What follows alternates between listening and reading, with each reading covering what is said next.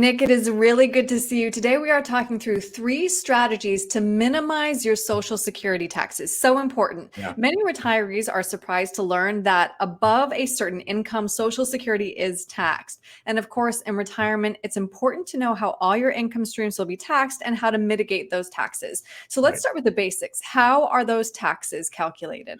Well, and it's kind of a shocker for a lot of retirees Yeah. because they end up thinking to themselves, "Oh my gosh, I worked, and now all of a sudden, it was a tax then, and now it's a tax again."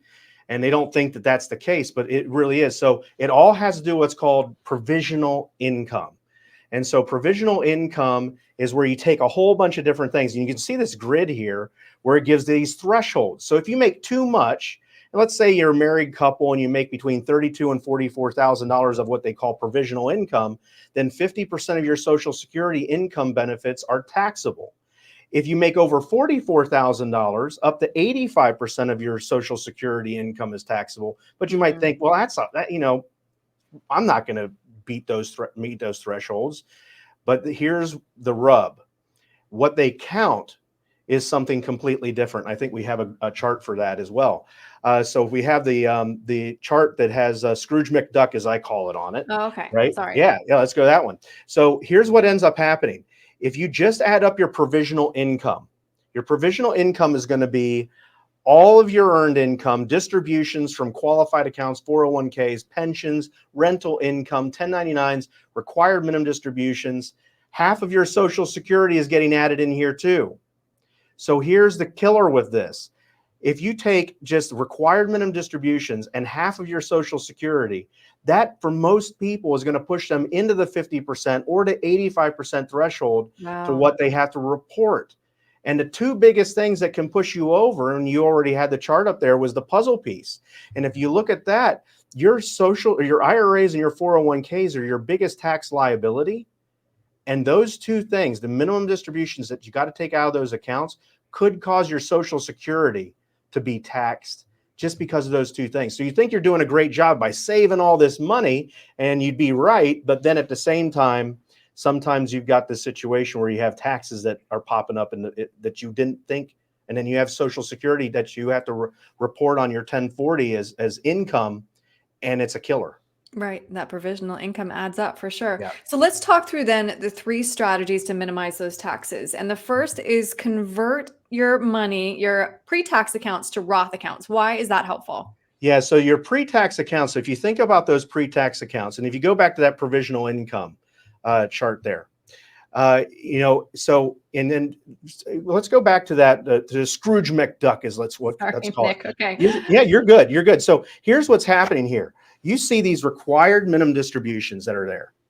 That number, that required minimum distribution chart, that is the biggest thing. The problem with those 401ks, those 403bs, those IRAs are the forced withdrawals that you have to take out of those when you are 73. So if you have $500,000, let's say, in an IRA, the required minimum distribution could be maybe $20,000 or higher.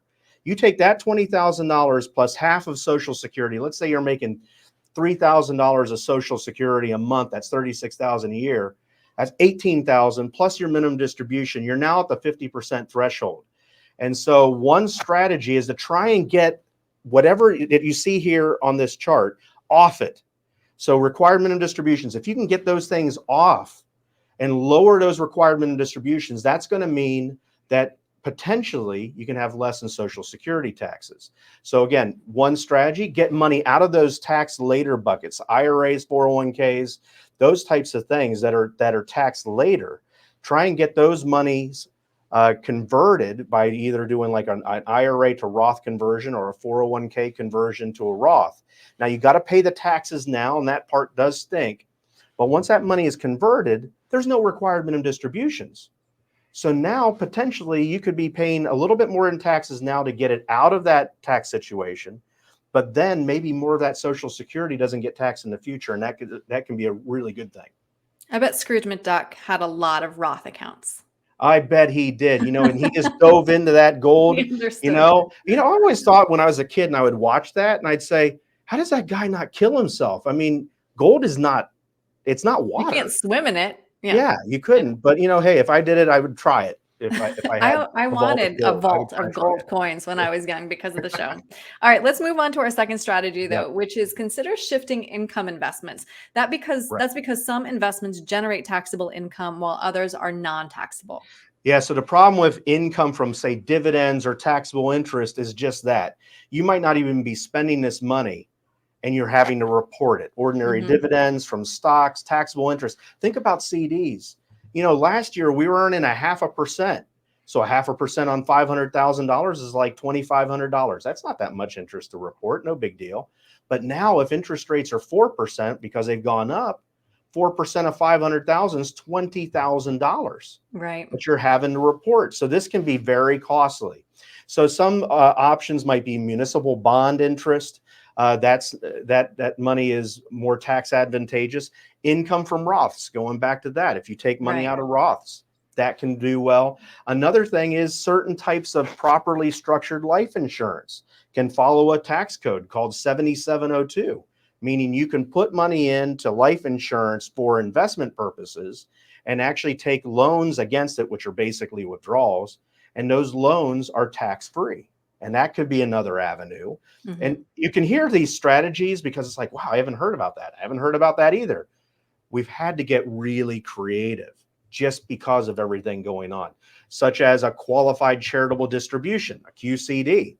And that, we give to charity, but now a lot of people aren't able to deduct what they give to charities, but they're over 73. They got to take required minimum distributions. So what a QCD is where you take that same IRA, and if you take required minimum distributions, instead of you taking it and then putting it in your bank and writing a check to the bank, what you end up doing is you take that IRA and you just tell that IRA, take my required minimum distribution, send it to my charity.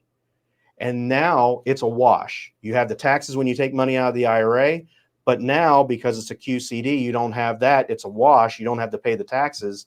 And so you're still able to give to your charity out of your IRA 401k pre-tax account.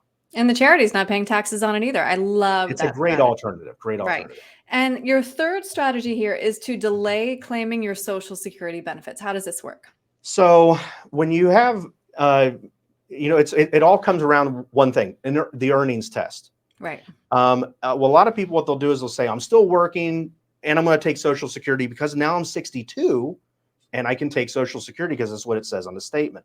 The problem is if you're before what they call your full retirement age, which for most people is 66 to 67 years old, if you make above $21,000 and some change, if you make above that amount and you're under your full retirement age, for every $2 that you make, you got to give $1 back.